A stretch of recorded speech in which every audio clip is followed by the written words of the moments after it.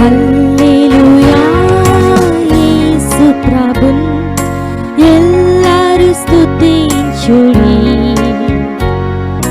వల్లభుని చర్యలను తిలకించి స్తుతించుడి. Praise the Lord. దేవునికి స్తోత్రం కలుగును గాక.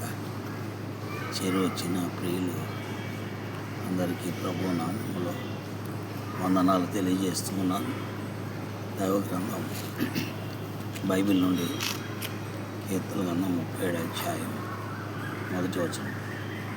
చెడ్డవారిని చూచి వ్యసన పడకము, దుష్కార్యములు చేయువారిని చూచి మత్సరపడకు. సాధారణంగా చెడ్డవారు వృద్ధి అవుతుంటే, వారు పరీక్షల్లో మంచి మార్కులు సాధిస్తుంటే, అభివృద్ధిలోకి వస్తుంటే, అనేక రకాలుగా దుష్కార్యములు చేసేవారు మరి వారు, వారి బిడ్డలు, వారి పిల్లలు, వారి కుటుంబాలు పైకి వస్తుంటాయి. మనము వ్యసన పడతాం లేదా మత్సరపడతాం. అయితే దేవుని వాక్యం సెలవిచ్చేదేమనగా, చెడ్డవారిని చూచి వ్యసన పడకు, దుష్కార్యములు చేయవారిని చూచి మత్సరపడకు. వీటిని దేవుని వాక్యం ఎందుకని దేవుడు ఇలా చెప్తున్నాడు అంటే, దేవుని వాక్యంలో మనం చూస్తున్న సత్యమేమనగా, వారి గడ్డి వలనే త్వరగా ఎండిపోవు, పచ్చని కూర వలె వాడిపోతారు. ఇప్పుడు దేవుని వాక్య ప్రకారం చెడ్డవారు గడ్డి వలె త్వరగా ఎండిపోతారు, పచ్చని కూర వలె వాడిపోతారు. కాబట్టి ఈ రోజున యేసు ప్రభువుని నమ్మిన మనం ఆయన నమ్మినందుకు మనకి కలిసి వచ్చింది ఏంటి?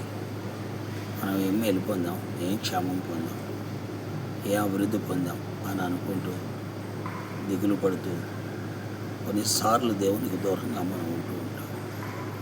అయితే దైవ వాక్యం సెలవిచ్చేదనగా మనము అలా తలంచకూడదు. దేవుడు కూడా తగిన కాలమందు మిమ్మల్ని హెచ్చించినట్టు మనము ఆయన బలిష్టమైన చేతుల కింద దేన మనసులో అలాంటి కృప దేవుడు మనకు అనుగ్రహించి బలపరిచి నడిపించును కాక. ఆమేన్. ప్రేమలేని తండ్రి, పరిశుద్ధులైన దేవ, మీ ఘనమైన నామం కొరకై మీకు వందనాలు. మీ కుమారుడైన యేసుక్రీస్తు వారి అత్యున్నతమైన నామం పేరిట ఈ పాదములతో వస్తున్నాం. మీరే కనికరించి బలపరిచి నీ దయగలిగిన కార్యాన్ని జరిగించి మీరే మహిమ పొందమని మీ సంఘంలో ప్రార్థిస్తున్నాం. వాక్యము ముద్రించి అనేకులకు మేలుకరంగా యేసు నామములో ప్రార్థిస్తున్నాం తండ్రి. ఆమేన్. ప్రైజ్ లార్డ్ అండి. అందరికీ వందనాలు. దేవుని స్తుతించుడి, హృదయమును వెలిగించిన యేసుని స్తుతించుడి.